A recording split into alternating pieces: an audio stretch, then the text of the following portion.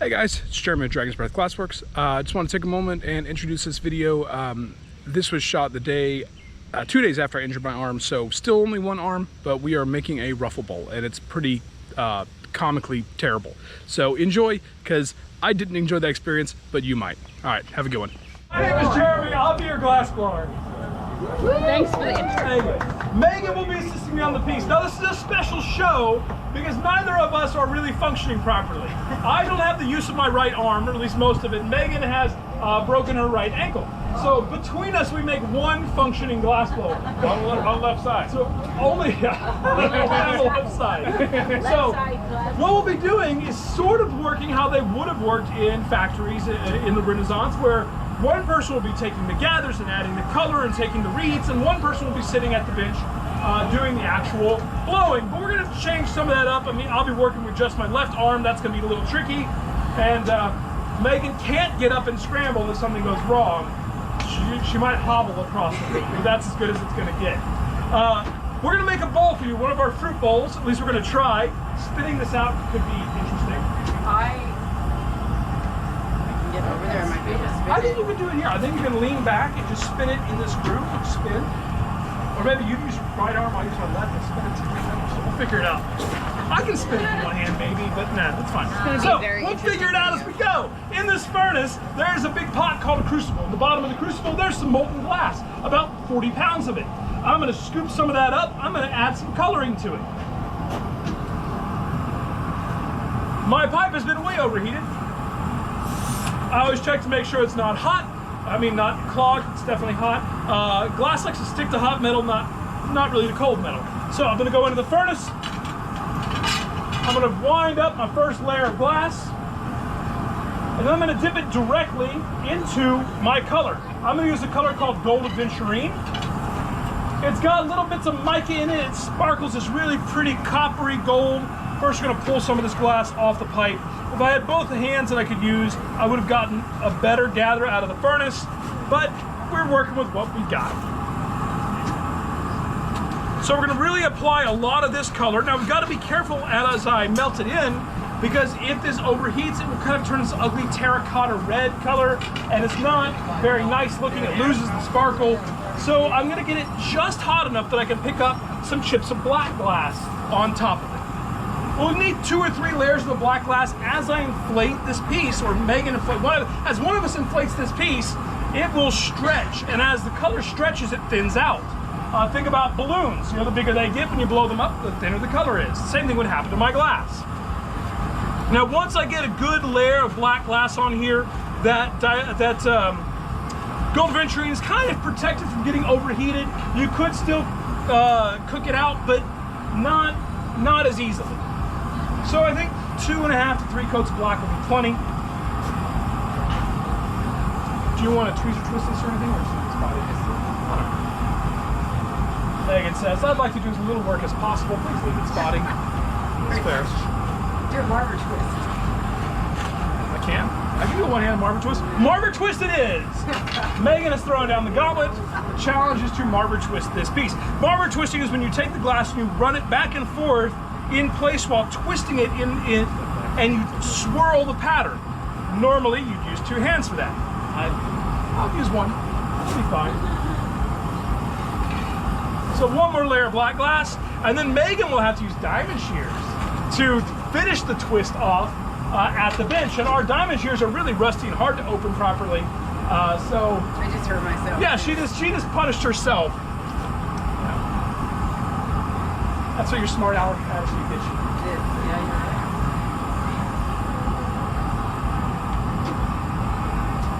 So, one-handed marber twist coming up. It's also called a friction twist. The first thing I'm going to do is push down and pull back to get that glass off the end of the pipe. And then we're going to, I'll use kind of my elbow to help a little bit here. And this doesn't look graceful, but it's working, I promise. I know you can't really see it.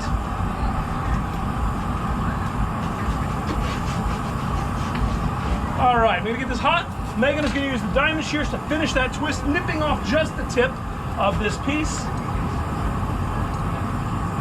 The most graceful, elegant marbering you've ever seen. Here you are, Megan.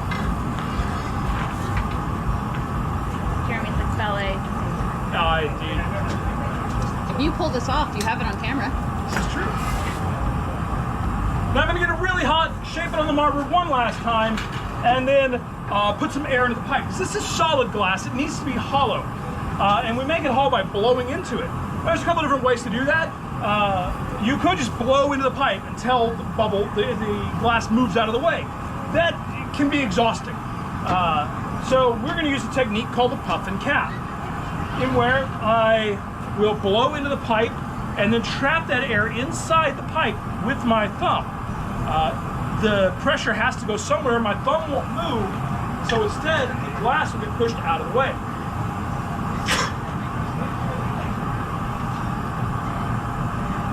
At least that's the plan.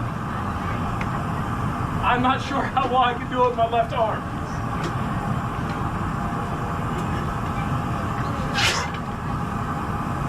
Anytime you marber twist, you tend to cool the glass a little more than if you were to just marber it and move on. There's a little bubble starting to form. There it goes. Now, I got a little off center. I'm going to push that back on center. I got a lot off center. I'm going to push that back on center. Megan's going to use her jacks and a hose to sort of shape this up. Now, normally, this would be a much different experience. A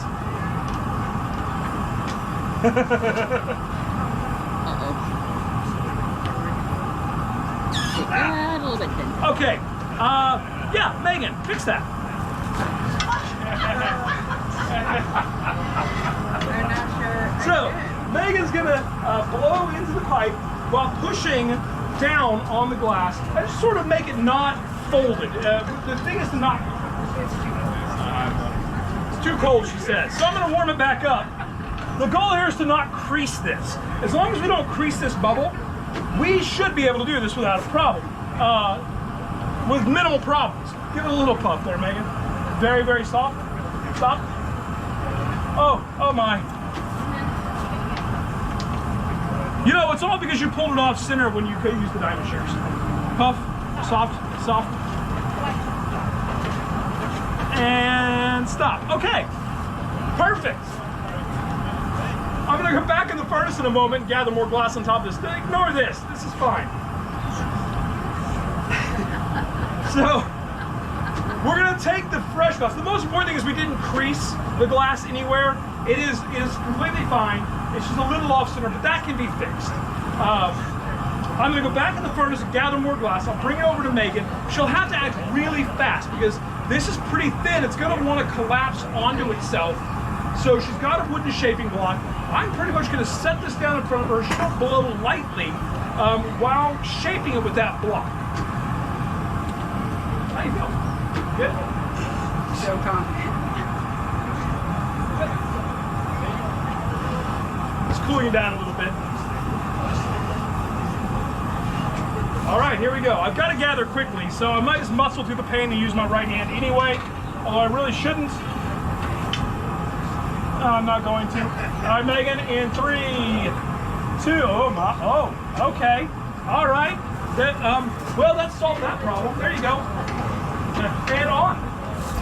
So it did collapse on itself, but what happened, it was so thin in that one spot, it created a weird air bubble that blew out, popped, and then the whole thing sealed itself over. So I think it might actually be just fine. Don't blow so much, just mark or blow a lot. I really barely.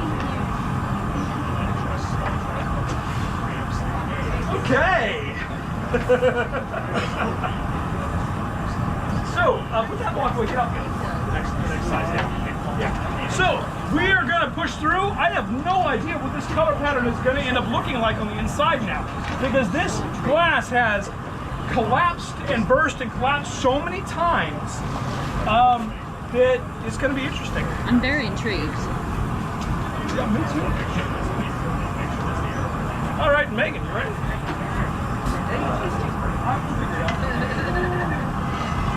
Okay, that's fine. So, she's just going to shape the front edge. Very good. Push it back and pull down. Oh, not that far back. So what we're going to do is we're going to bypass this section that folded It'll be a slightly smaller bowl. Megan's using wet paper now. Notice the steam is going to be rolling off this paper. It's creating a protective barrier between the glass and the tool. While she's blowing, I'm going to keep the bottom from blowing out too thin. This actually might look really, really neat with the folded color. What do you think? Yeah, maybe. It's not moving at all. It's not blowing at all? So we might have sealed our bubble. It's okay, we believe in you. So Megan, I'm gonna marble, and if you want to blow while I'm marbling, see if we get that bubble moving. We're gonna push this out. I promise you our other two shows went really smoothly.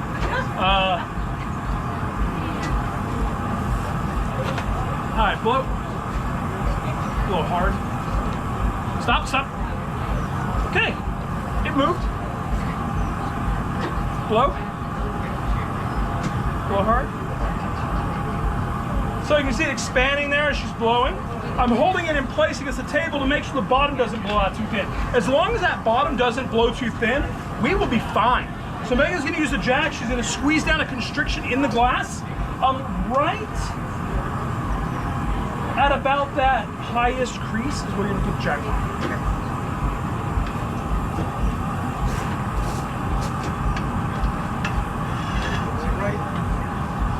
You're going to squeeze the glass down and blow while I'm holding the bottom in place with the paddle.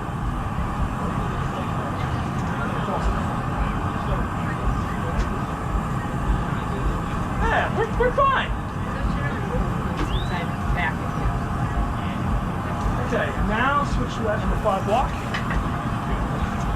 And there we go. And but roll the block so that the bottom of the block is against the bottom of the piece. All right, so now she's gonna blow it out just a little bit more. We use these blocks for sizing, not really for shaping. We want this bowl to be smaller than that block so it fits comfortably in our oven. It was a journey to get here, but I think it's okay. It's a little thin at the top, so we don't want to block the top shoulder.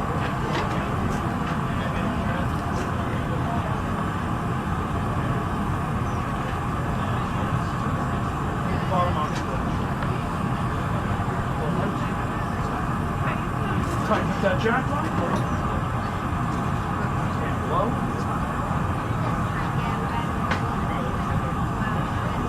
Alright, flatten the bottom, and I'll make the punny. How do you feel? Alright, so we're going to remove the bowl from the pipe with a tool called a punty. Now punties have to be perfect. If they are too hot, they permanently fuse to the bowl. If they're too cold, they don't hold well enough and it will just fall off. So Megan is going to use a very precise cooling technique to control this temperature. Very, very precise.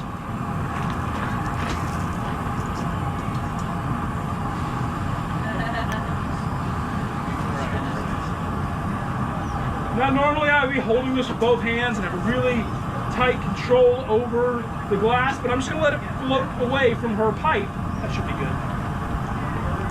When she breaks it off. A few drops of water will create some stress. She'll set that jack line area on the rail, and then she'll give it a tap, and my punty comes off. That's okay, no harm done. It's just that the connection point was really hot up here, and you might happen to crack. Oh, so half the jack line separated, but half of it held on. So that's an easy fix. We'll just do it again. Because why would anything work the first time on this piece? So I give it a flashing. If it gets too cold, it will break. And so we don't want that to happen. Come on, you.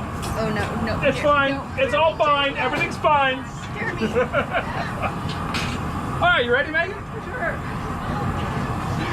Oh, there we go. Make sure.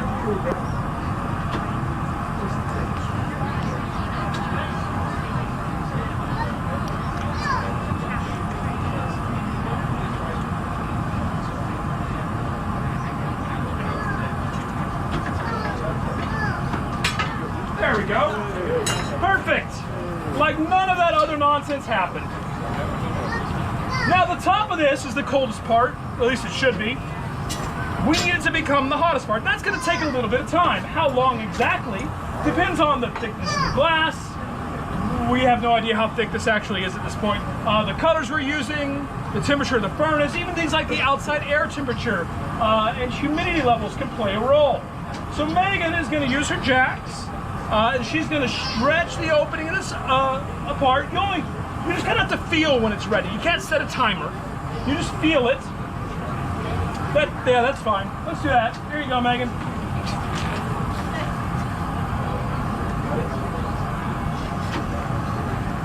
So, she's going to stretch that open. What she's moving is this shoulder area right there.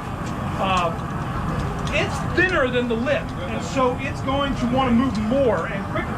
So I will reheat the top, and every time I bring it back to her, she will open that lip up a little bit more, but she's really focusing on controlling the shoulder. If you've ever wondered what a fiasco of a piece looks like in a glass shop, this is it. We have, I think, 2 steps left before removing it from the stick, maybe 3.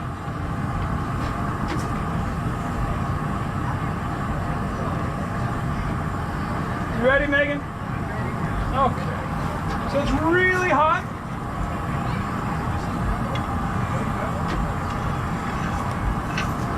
She's really going to stretch that open now. And normally we would be really concerned with how even and clean that lip was. But that's a lost cause.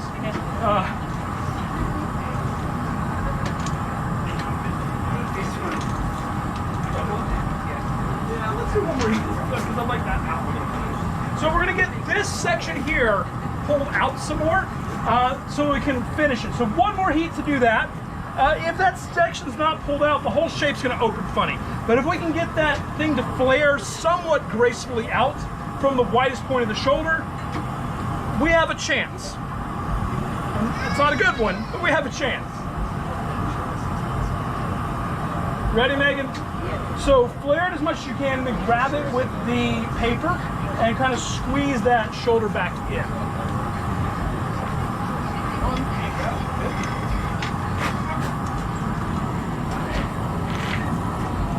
There you go, that's what we want.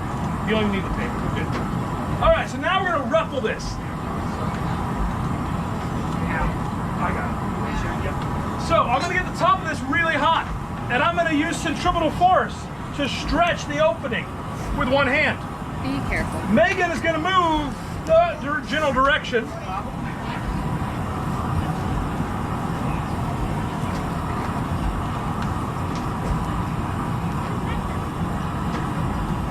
In 5, 4, 3, 2, 1.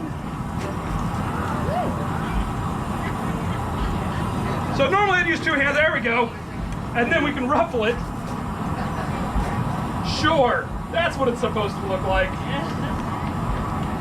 Let's see if we can at least salvage the color. Oh, the color's actually quite pretty. So what we'll end up doing with this bowl, we're gonna put it in this oven to cool off after I remove it from here, and I will probably just give it to someone tomorrow. So if any of you are back here again tomorrow, someone is getting a gift. It is functional, it's not cracked, it's not ruined, it's just kind of ugly. So, I can come pick up the stings with it. I can come pick up the ray tomorrow. So, see if I can do this without actually having to squeeze this tool.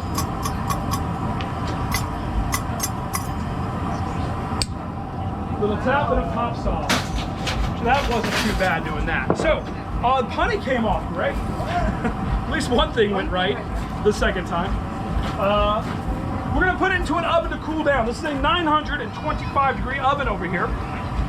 You know, that's actually kind of pretty. I'm still giving it away. Inside this oven, everything I've made today is sitting, waiting to be cooled down. Tonight, when I'm all done working, I started a 14-hour cooling cycle to bring everything we made today down to room temperature. Honestly, that's the only piece today that I've made that I'm not happy with, despite what we were dealing with.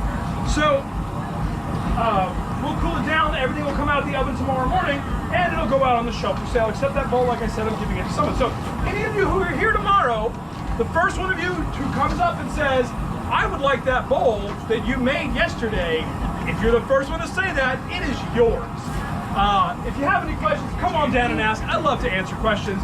Thank you for suffering through that with me. I hope you enjoyed it, and I hope you enjoy the rest of your day at the festival. Thank you.